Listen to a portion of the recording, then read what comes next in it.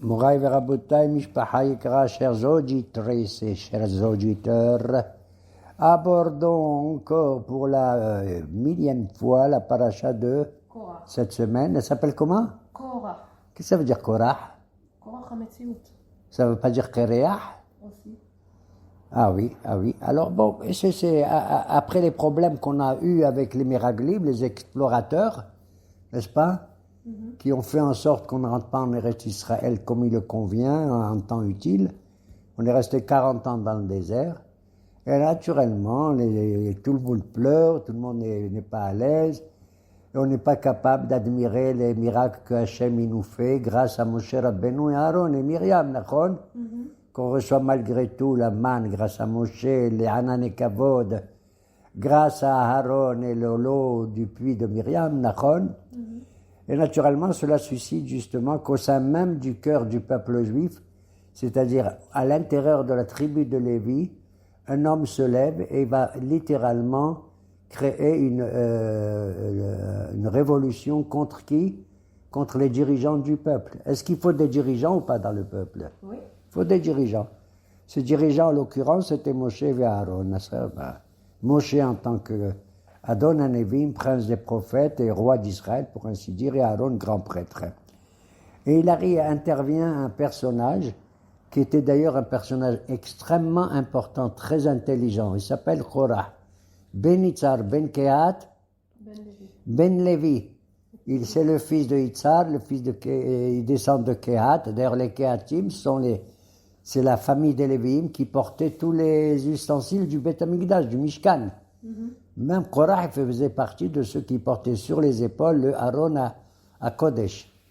Cet homme-là avait une très très grande chokhma, effectivement, dans tous les domaines. Mais parfois, tu sais, plus tu montes et plus tu deviens orgueilleux et plus tu voudrais justement prendre pour toi-même le pouvoir. C'est ce que le passouk nous dit au début, Vaikar Korah. Korah a pris. On ne sait pas qu'est-ce qu'il a pris. Vaikar Korah, hein, Ben Itzar, Ben Kehat, Vedatan Vaviran, hein, il a pris quoi? Il a pris Datan Vaviram, sont les deux voyous du peuple, que Dieu nous préserve, n'est-ce pas? Et il s'est associé avec un autre groupe d'individus, très nombreux, 250 individus qui, eux, souhaitaient justement prendre, également eux, c'est la prêtrise, mais ils avaient une intention, je dirais, d'ordre très, très spirituel, tu comprends? Et donc, quand tu veux faire une mahloquette contre les dirigeants, en l'occurrence contre Moshe et Aaron, eh bien, tu t'associes à n'importe qui dans le peuple. Quand tu crois qu'il y a une mahloquette, tu crois que moi je pense ça et toi tu penses ça, comme Hillel et Shammai, c'est Elou ve'elou debre Elohim Haïm. On essaie de trouver le juste milieu dans les deux pensées. D'accord? Mais là, lui, il s'est associé en tant qu'individu très très important, à tel point, je vais te dire que les Rachetebot, les Sofetebot, les lettres finales de Tzadik, Katamar, Yifrah, c'est quoi Tzadik? Kouf. Katamar, Yifrah, c'est Korah. D'accord? Et alors, la Torah nous raconte, il les a pris. Qu'est-ce que ça veut dire, il a pris? Vaïka, il leur a dit quelque chose. Nos Hachamim nous disent, il y a un passage qui dit, Qehu immachem debarim. Avec les paroles, il les a pris. Tu peux maîtriser des gens grâce à ton discours, grâce à ta parole, etc.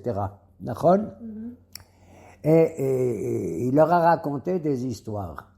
Parce que la femme de Korah, tu vois, elle lui a dit, mais qu'est-ce qui t'arrive, Korah? Tu sais, ton nom, il ressemble au mot Kereah. Tu es complètement chauve.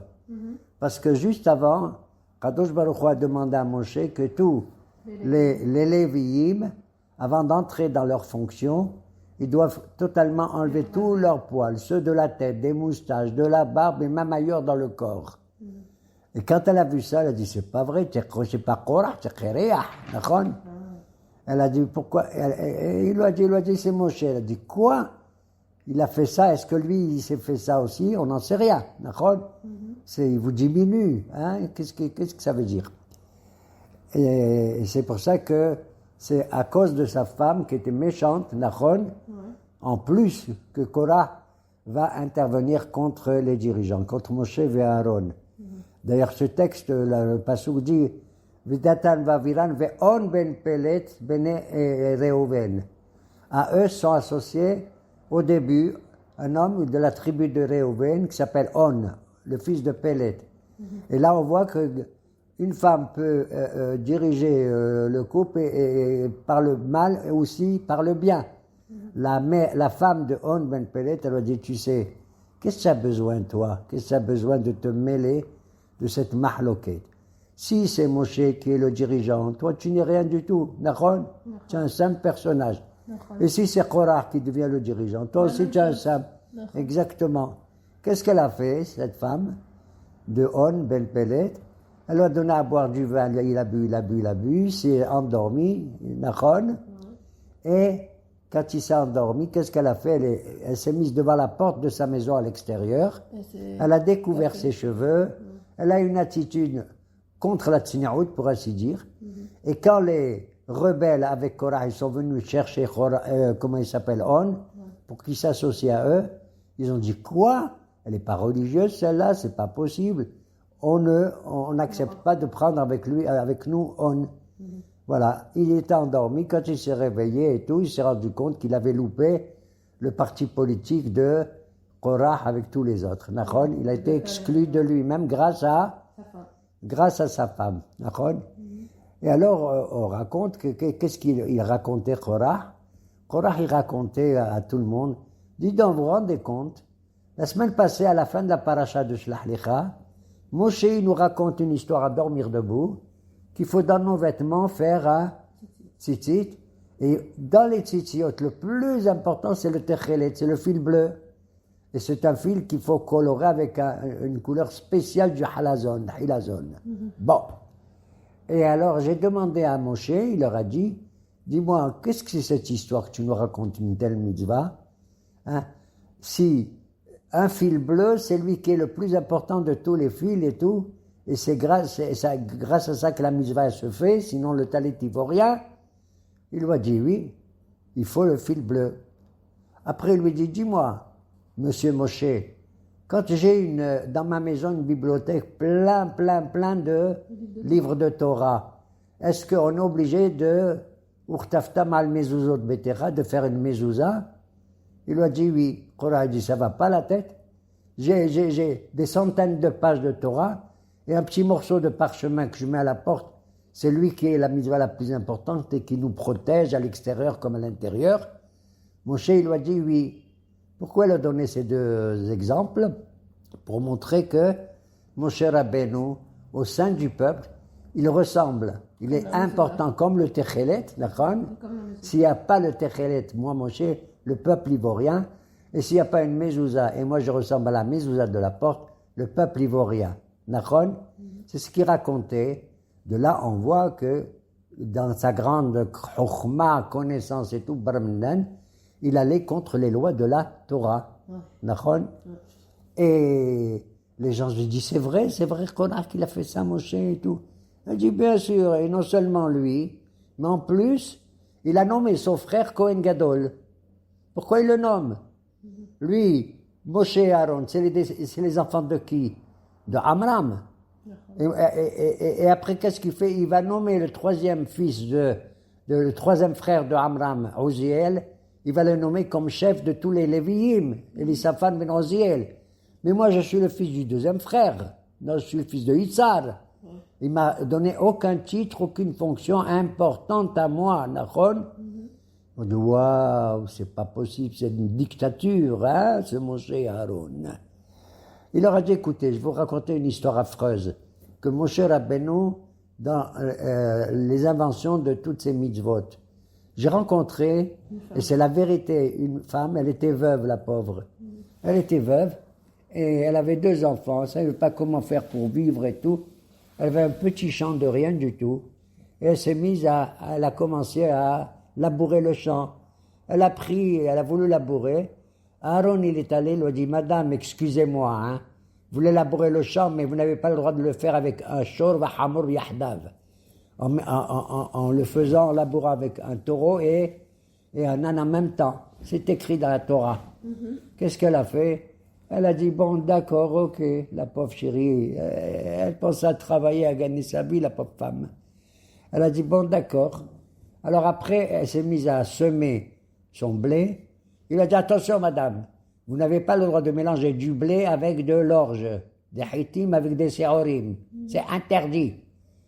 Elle a dit, ok, alors qu'elle n'avait même pas encore l'intention, la pauvre femme.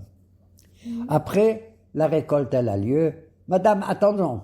Avant de manger vous-même du blé, vous et vos enfants, vous devez donner le maaser, la terouma, aux lévi'im, mais vous devez donner beaucoup de matanot, nachon, aux prêtres et aux lévi'im. Oh là là, elle a dit, comment je vais faire? Elle en a eu marre. Et elle a dit, je vais changer et tout. Au lieu de labourer et tout, je vais vendre ce champ, hein, à cause de toutes ces mitzvot qui m'énervent. Et je vais prendre plutôt deux boucs, hein, 2 moutons. Et je vais commencer à prendre le lait, etc. Aaron, il m'a dit, attention madame, je vous ai vu que vous allez tondre les poils de ces moutons pour fabriquer un vêtement nachon. Il lui a dit, c'est interdit. Réchit Agez, le début des poils, il faut que tu les donnes au Kohen. Oh là là, elle en a eu marre, elle ne savait plus quoi faire. Alors elle a dit, j'en ai marre de ma vie, avec ces lois que Aaron nous impose avec son frère Moshe. Elle a pris les 2 moutons, et elle a fait la shechita pour manger. Aaron lui a dit, attention madame, si vous faites la shechita de vos animaux, vous devez donner au Kohanim 0 les hayayim ve akeva, le bras droit du mouton, la caillette et les hayayim et les 2 joues du mouton. À qui? Au Kohen. Elle en a eu ras-le-bol. J'en ai marre de cette religion. C'est ça qui raconte Korach Nachon. J'en ai marre. Eh bien, je vais décider que tous ces 2 moutons, ils sont harem. Ils sont tabous, dans l'anathème. Alors on me dit, le harem, ne savez pas, madame, dans la loi juive, harem la donna, il faut le donner entièrement, elle n'avait plus rien du tout. Vous vous rendez compte, Moraï Verabotaï, dit Korah, quelles sont les lois qu'ils ont inventées, eux, Moshe et Aaron. Alors, allons ensemble, et nous allons faire une révolution, une révolte contre Moshe et Aaron. Nachon. Et il n'a pas eu honte, parce qu'il s'est associé, tu sais, avec des truands, avec des voyous qui s'appellent Datan et Aviran. Et il s'est associé aussi avec des gens très intelligents, spirituellement parlant. 250 Martirecheten, Nessia Aeda, des gens importants. Eux, leur but, c'était de dire, nous aussi, on voudrait entrer dans le Mishkan, pas seulement Aaron. Nous aussi, on voudrait faire tous les korbanot et tout ça. Ils avaient une ambition spirituelle, zarma religieuse. Et donc, tu vas faire une mahloket, Korah, il a associé à lui tous les individus hostiles, même s'il n'est pas d'accord avec eux. Korah, il n'est pas d'accord avec Datan Vaviran. Korah, il s'en fout des Matayim Hamishim. Mais il les prend avec lui rien que pour faire la révolte contre Moshe Rabbeinu. C'est là-dessus que nos Hachamim, ils ont dit, dans les Pirkei Avot qu'on lit ces derniers temps, actuellement, Aqin'a, Ta'ava, Ve'akavod, Mosi'in et Ta'adam Mina'olam. Il y a 3 péchés graves, hein? C'est la jalousie, Qin'a. Ta'ava, c'est la recherche d'une aspiration, même spirituelle, exagérée, d'accord? Et le kavod, et la recherche de l'honneur, de la gloire. Pourquoi j'ai dit ces 3 choses? Parce qu'ils représentent les 3 groupes qui sont contre Moshe Rabbeinu. La qin'a, la jalousie gratuite, c'est Datan Vaviran. Ils sont jaloux de Moshe, de toute façon. Quelle que soit leur qualité ou pas leur qualité. D'accord? La qin'a. À Ta'ava, les aspirations importantes, c'est les 250. D'accord? Et à Kavod, qui c'est Korah. Il recherche le Kavod. Beseder. Et c'est ainsi que Korah a dit dans le 2e pasuk. Et ils se sont approchés de Moshe. Ki chol ha'eda kulam kedoshim uptocham Adonai. Tout le peuple juif, chaque individu, il est kadosh. Kol ha'eda kedoshim. Uftocham Adonai, et chacun, il peut mettre le bon Dieu à l'intérieur de lui-même, comme il entend. Uftocham Adonai. Nachon? Nous, on n'a jamais vu que Uptocham Adonai. Nous, on sait que la Shrina, elle est avec nous. Mais la différence, c'est que Korah, il a fait semblant de faire croire que la totalité du peuple, tout le peuple juif, ils sont tous des Kedoshim. C'est pas vrai. C'est pas vrai, on n'est pas tous des Kedoshim. C'est le Am Israël Biklaluto, dans sa globalité en tant que peuple. Le peuple, il est Kadosh, tu comprends? Mais chaque individu, tu as des religieux, des moins religieux, tu as des... Nachon? Ouais. Donc ne dis pas Kol Aïda Kulam Kedoshim. Ce que Moshe, il a voulu, il lui fait comprendre, parce qu'on n'est pas au courant de toute la discussion, il lui dit, il ne faut pas dire Ki Kol Aïda Kulam Kedoshim, il faut dire Ki Kol Aïda Kula Kedosha. Chacun, le peuple entier, avec la droite, la gauche, le milieu et toutes les manières d'appréhender la parole divine, ils font partie de la Kedusha. C'est une Kedusha klali, et pas particulière, pas individuelle. Nachon, la preuve, c'est par Kadosh Baruch Hu Asher Bahar Banu Mikol Amim. C'est par rapport aux nations du monde que le peuple, il est Am Kadosh. Comme il a dit à Abraham Avinu, Nachon. Vaïta Mamlechet Kohanim Vegoy Kadosh. On deviendra un jour, si Dieu veut, plus tard, le Mamlechet Kohanim, les dirigeants spirituels dans la prêtrise, et également Goy Kadosh, un peuple, une nation qui sera sainte. C'est ainsi que Korah a commencé à diriger sa révolution contre Moshe et Aaron. Là, je vais raconter un petit machal qui m'est difficile de faire entrer dans le sujet, mais quand même. La chose est comparable à quoi? Le machal est comparable à quoi? Elle est comparable à un jour, dans le monde des animaux, qui c'est le roi des animaux? C'est le lion. Et un beau jour, le lion, qui est un individu important, il sentait mauvais dans sa bouche. Il y avait des odeurs affreuses qui sortaient de sa bouche, d'accord? Et il a demandé à quelqu'un de venir pour lui dire si c'est vrai. Et il est venu vers lui, un taureau. Il lui a dit, dis-moi le taureau, est-ce que j'ai une mauvaise odeur, oui ou non? Qu'est-ce qu'il dit le taureau? Non. Ah oui, vous avez une mauvaise odeur. Attends, il lui a dit d'abord oui. Alors le lion l'a dit, mince, il n'a pas honte. Moi, je souffre de ça, et lui, au lieu de me dire, Majesté, vous allez guérir comme ci, comme ça, il me dit, oui, ça veut dire qu'il accentue, là, le vice, le manque, n'est-ce pas, du lion. Qu'est-ce qu'il a fait, le lion? Il a bouffé le taureau. La marotte qu'il a dit la vérité. Mais tu sais, des fois, la vérité, il ne faut pas la dire, il faut savoir comment parler, hein. Après, il a dit, je vais voir, appelez-moi comment il s'appelle, l'âne, le hamor. Dis-moi, Hamor, est-ce que, d'après toi, je sens mauvais qui sort de ma bouche ou pas? Le Hamor dit, non, Majesté, vous sentez très bien, d'ailleurs, je ne sens que des parfums qui sortent de votre bouche. Il lui a dit, espèce d'hypocrite, moi je te demande de dire la vérité et toi tu racontes n'importe quoi, tu te moques de moi. Qu'est-ce qu'il a fait le lion? Il a mangé le Hamor. Après, il dit au renard, tiens, Shualim, Nachon, c'est le rusé de tous les animaux. Dis-moi, et toi, le choix, le renard, dis-moi, est-ce que tu sens quelque chose qui sort de ma bouche? Comment c'est l'odeur exactement? Le renard lui dit, Majesté, je suis incapable de vous le dire. Il lui dit, pourquoi? Parce que je suis enrhumé. Je n'ai pas le flair. Vous savez, il a évité de dire et la vérité et le mensonge. Il faut savoir être capable de dire et la vérité et le mensonge dans certaines circonstances. Il y a des circonstances où tu ne dois pas dire vraiment que la vérité. Et certainement pas des circonstances où tu dis des mensonges.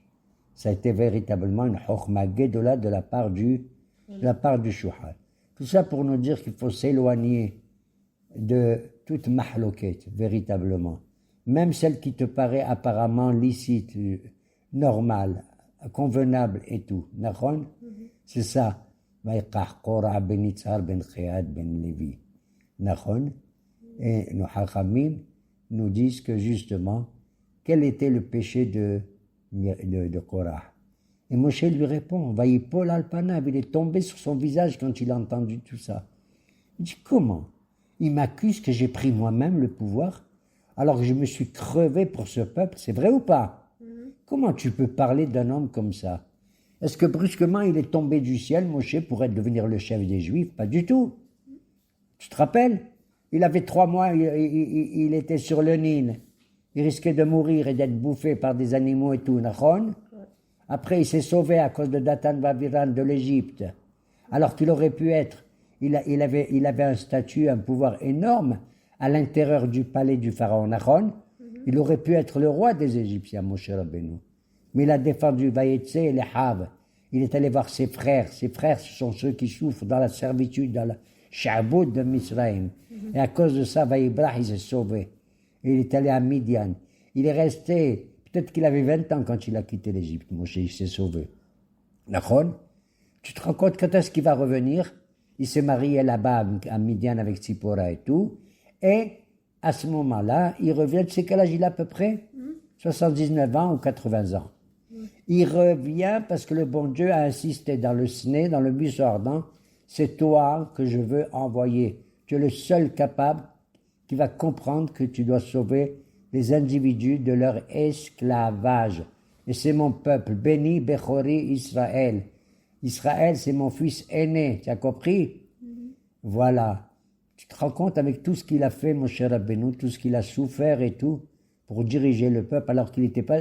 Il aurait voulu, il a dit au bon Dieu, Shlachna be'atishla, je ne voudrais pas être dirigeant, moi je ne recherche pas la gloire.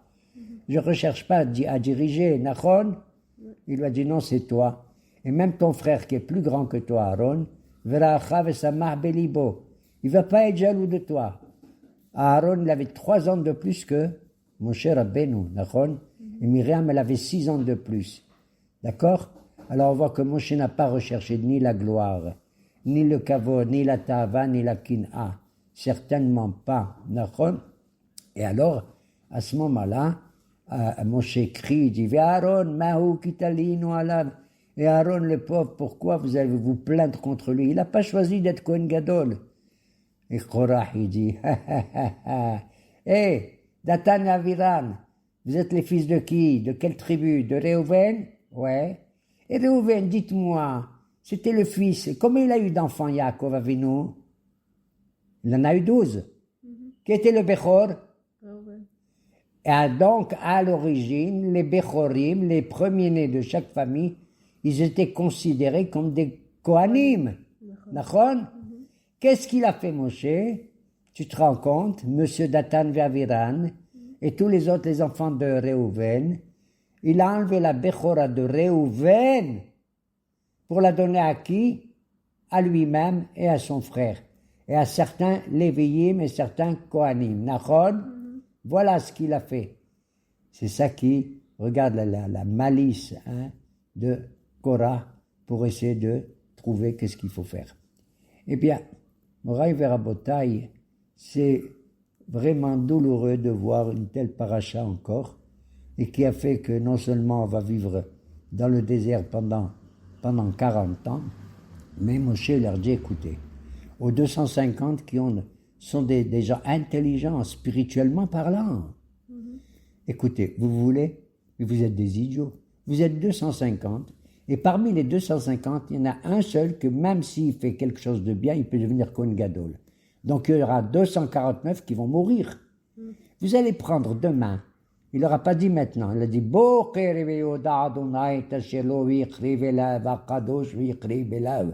demain matin, on va faire une expérience où on va voir si vous avez raison ou pas. Pourquoi il dit demain matin? Pourquoi pas maintenant? Comme dit le proverbe français qu'il a pris de chez nous, la nuit porte conseil. Ça veut dire on va voir si vous vous calmez pendant la nuit, Nachon, vous allez un peu réfléchir et on va faire demain l'expérience pour voir qui c'est qui a raison. Ou vous ou Aaron. Besséder. Mais pendant toute la nuit, Korah est allé faire la révolte, de parler aux uns et aux autres et tout, de faire la mahlouket. Besséder. Le lendemain, Moshe leur dit aux 250 que chacun y prenne une mahta, qu'il prenne un kéli, un récipient, il va mettre dedans des charbons, du feu, il va prendre le Ketoret, alors que c'est une chose qu'on n'avait pas le droit de faire. Exceptionnellement, Moshe il dit ça. Ça s'appelle Hora'at Sha'a, une décision provisoire. Et chacun d'entre vous va mettre le Ketoret, l'encens, parce que l'encens, dans l'intérieur du Beit HaMikdash, c'est la avoda la plus importante. Tu sais pourquoi? Parce que le Shulchan, c'est pour manger, le Lehim Apanim. La Menorah, c'est pour voir, il y a de la lumière. Le Mizbeah, c'est pour faire des korbanot. Mais l'encens, c'est de tous les sens. L'encens, c'est de tous les 5 sens qu'on a le plus important. Tu as compris? C'est ce qu'on respire, c'est ce qu'on ressent. Il n'y a que la Neshama qui ressent l'encens. D'accord? Ok? Et pourquoi? Parce que la Neshama ta'alelia. Al-Tikra Neshama est la Neshima. C'est la respiration et l'odeur qui est justement la manière dont l'individu peut ressentir les choses qu'on ne voit pas tellement. C'est grâce à ça qu'on peut voir peut-être aussi ce qu'on n'est pas capable de voir la présence divine.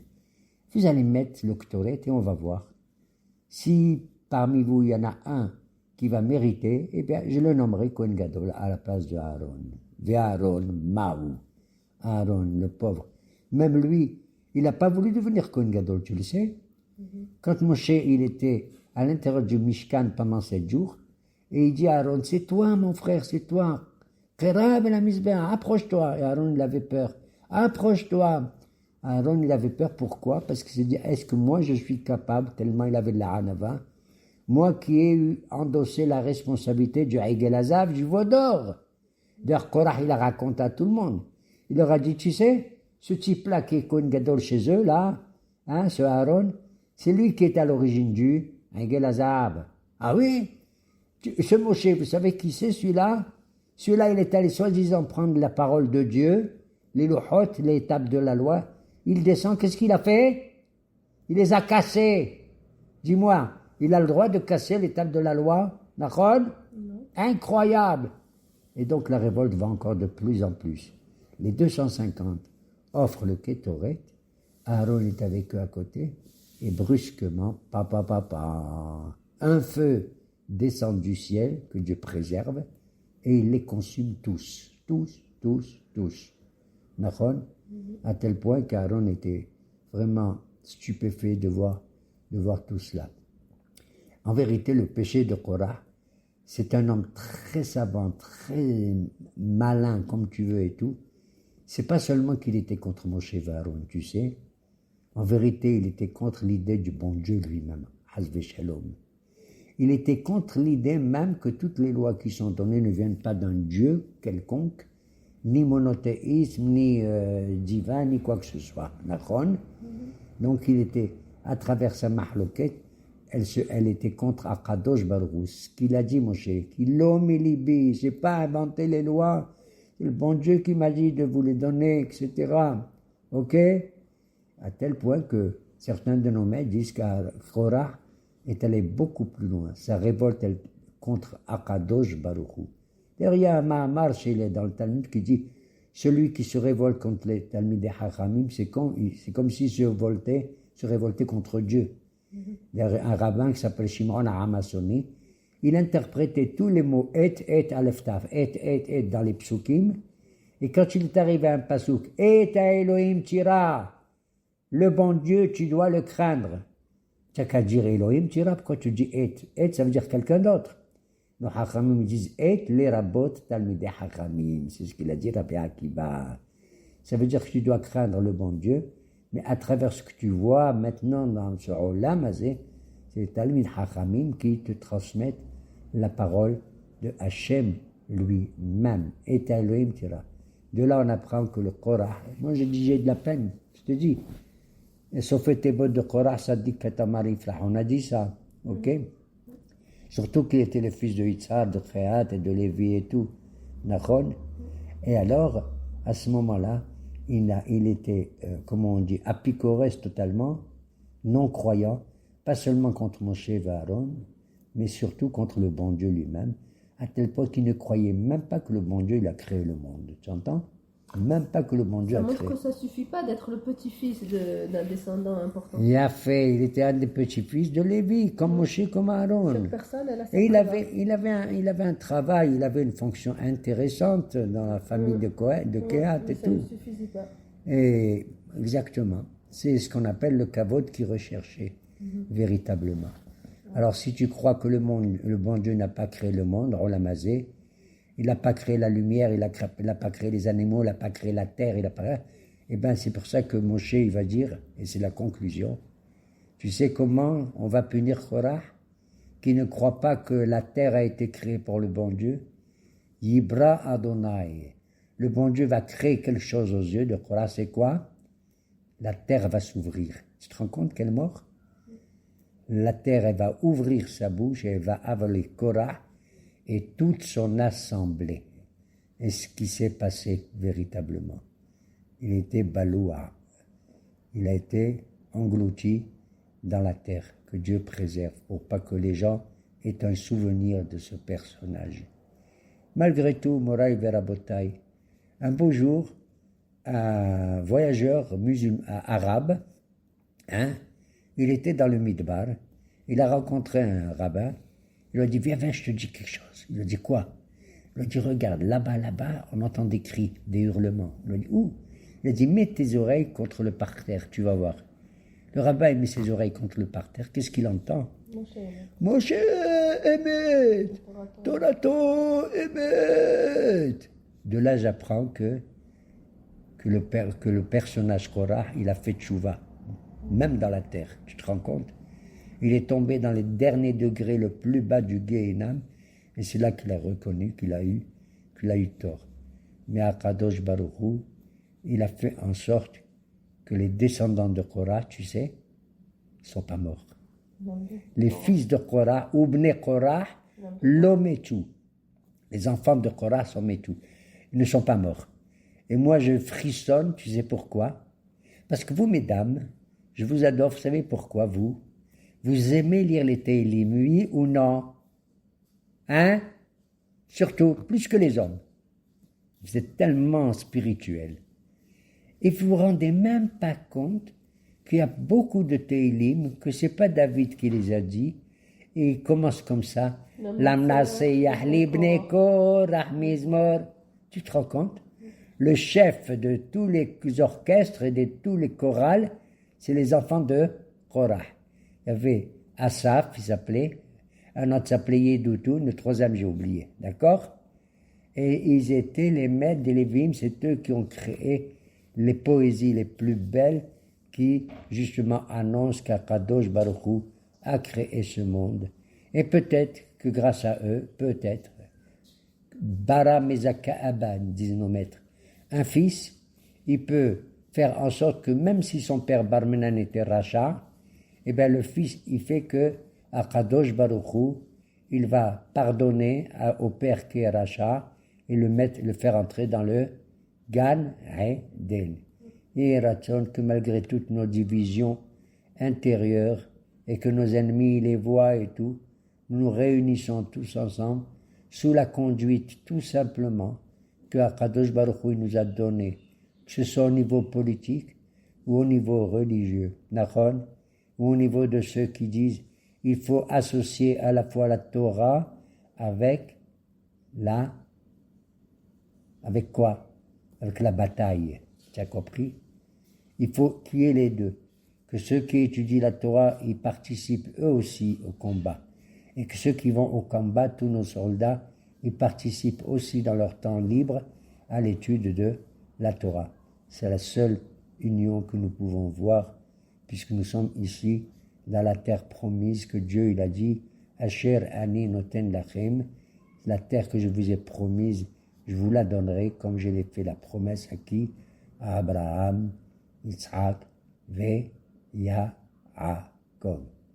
Hazak ou Baruch.